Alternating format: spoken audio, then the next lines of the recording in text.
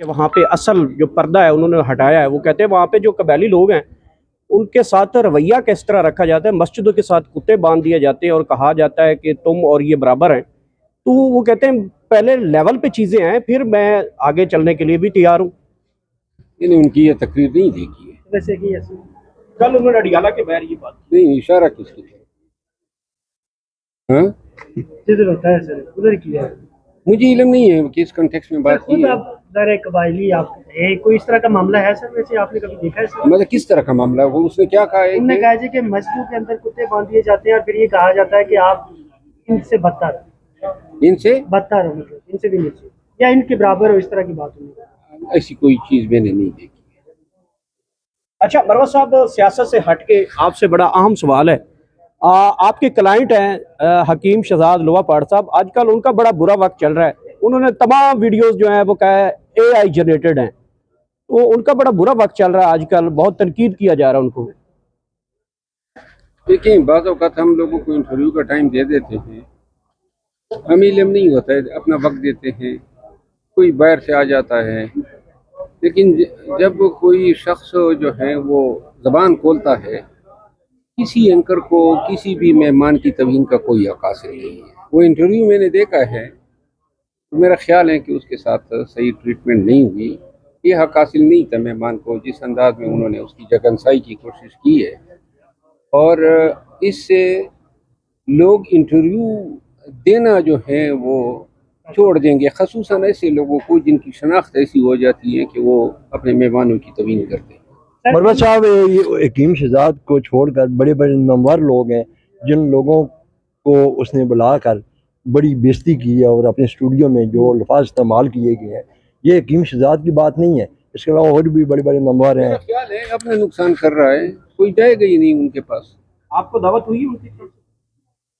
نہیں، مجھے تو اگر دعوت ہوگی بھی تو شاید میں سوچوں گا. اگر کسی کا رویہ اپنے مہمان کے ساتھ اس طرح ہے کون لیون نہ جائے گا. سر ایمل ولی صاحب نے یہ کہا بھی اسٹیٹمنٹ انہوں نے دی کہ پہلے جو 26ویں آئینی ترمیم سے پہلے جو یہ عدالتیں تھیں پاکستان کی، ہائی کورٹ سپریم کورٹ، یہ ساس اور ماں کا کردار تھا ان کا. ابھی جا کے 26ویں آئینی ترمیم کے بعد جو ہے وہ عدالتیں یہ بہتر ہو گئی ہیں، 27ویں کے بعد مزید ملک بہتر ہو جائے گا. آپ خود سینئر قانون دان ہیں، اس حوالے سے آپ کیا کہتے ہیں؟ میرا خیال ہے کہ ایمل ولی خان اپنے اینگل سے دیکھ رہا ہے، جو تجربہ ان کو عدالتوں سے ہوا ہوگا. یقیناً ماضی میں ایک ٹرینڈ تھا عدالتوں کی طرف سے سیاستدانوں کا جو ہیں عدالتی کٹہرے میں کھڑا کر کے معمولی معمولی باتوں پہ ان کی سرزنش کرنا، ان کو توہین عدالت کے نوٹس جاری کرنا، وزرائے اعظم کو نااہل قرار دینا. یہ ایک پازیٹیو روش نہیں تھی اور سیاستدان اس کے تپے ہوئے تھے. 26ویں ترمیم میں جو ایک اچھی بات ہے وہ یہ ہے کہ کم از کم تھوڑا سا عدالت کو یہ احساس ہوگا کہ یہ اختیار جو ہے یہ کل نہیں ہوتا ہے. اس نظام کے اندر پارلیمان بھی ہوتا ہے، پارلیمان کا اپنا ایک تقدس ہے. یقیناً عدالتیں جو ہیں ہمارے لیے انتہائی واجب الاحترام ہے، لیکن 26ویں ترمیم کے بعد میں سمجھتا ہوں کہ عدالتی آزادی جو ہے وہ کمپرومائز ہوئی ہے. عدالتی فیصلے اب میرٹ پہ نہیں ہوتے ہیں، ووٹنگ پہ ہوتے ہیں.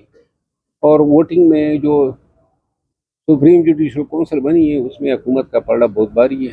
اچھا بروت صاحب، آپ قانونی چیزیں بھی جانتے ہیں، آئینی چیزیں بھی جانتے ہیں اور سینئر سیاست دان بھی ہیں. کیا لگ رہا ہے آپ کو، اور صحافی بھی ہے ساتھ ساتھ، کیا لگ رہا ہے کہ نومبر والا جو تسلسل ہے وہ جاری رہے گا یا یہ تسلسل کٹ ہونے والا ہے؟ مجھے نہیں نظر آ رہا ہے کہ کوئی احتجاج ہوگا نومبر میں. تسلسل نومبر میں ایکسٹینشن کا تسلسل؟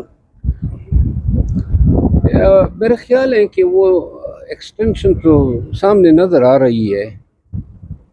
جس نظام میں ہم ہیں اور جس طریقے سے ان کی انڈرسٹینڈنگ ہے اور جس طریقے سے انہوں نے اس کو فردر چلانا ہے تو یہ تو انویٹیبل نظر آ رہا ہے. لطیف کھوسہ صاحب نے اس حوالے سے کہا کہ قانونی کچھ پیچیدگیاں اس میں ہیں اور نوٹیفیکیشن ایک اور کرنا پڑے گا، اور ایکسٹینشن پہلے بھی جو ہوئی تھی 3 نوٹیفیکیشن کیے گئے تھے.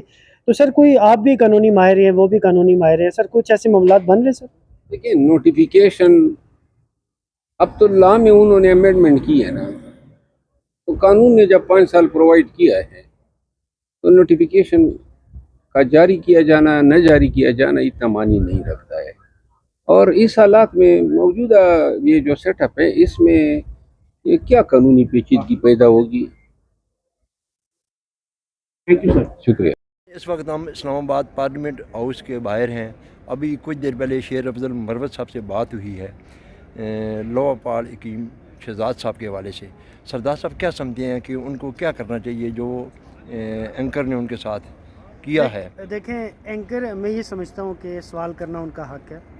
پاکستان کا ایک ریحان طارق غالباً ان کا نام ہے, بڑا نام ہے اور اچھے انٹرویوز کرتے ہیں, بڑے بڑے لوگوں کو بے نقاب کیا اس نے کیا ہے, اور میں ان کا مداح بھی ہوں. لیکن مجھے ایسا لگتا ہے کہ اینکر کا کام صرف سوال پوچھنا ہے. آپ کسی کو یہ نہیں کہہ سکتے کہ ہاں بھائی تم نے بیوی کو کیا دکھایا. یہ سوالات مجھے لگتا ہے اسکرین پہ اچھے نہیں لگتے. دوسرا کیونکہ آگے بھی لوگوں کی ماں بہن بیٹیاں دیکھ رہی ہوتی ہیں, تو میری ان سے ریکویسٹ بھی ہے ریحان طارق صاحب سے کہ میں ان کا مداح ہوں, اور ان سے میں یہ ریکویسٹ کرتا ہوں کہ اس طرح کے سوالات نہ کریں. کسی کی ذاتی زندگی کو دیکھیں, ایکسپوز کرپشن کریں, 2 نمبری کریں, لیکن کسی کے ذاتی رشتے اگر نہ کریں تو ایکسپوز, کیونکہ ہم سب بہن بیٹیوں والے ہیں, اور اس طرح کے سوالات مجھے لگتا ہے نہیں کرنے چاہیے. Thank you. یہ ریحان طارق کے لیے ہے کہ آپ جب بھی اپنے اسٹوڈیو میں کسی کو بلاتے ہیں اس کو عزت دیا کریں, اور آپ سوال کریں لیکن کسی کے ذاتی سوال یا ذات پہ آپ حملہ نہ کریں.